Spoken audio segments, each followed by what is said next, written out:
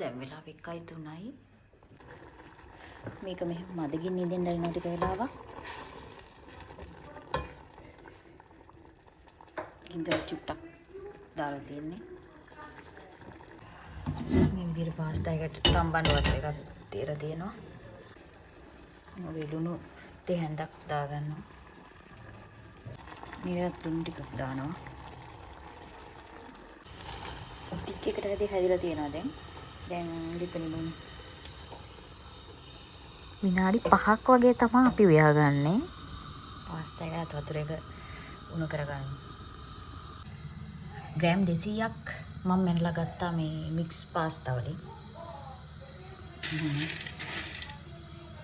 Gram 200යි. අද 3 දෙනයි කන්නේ.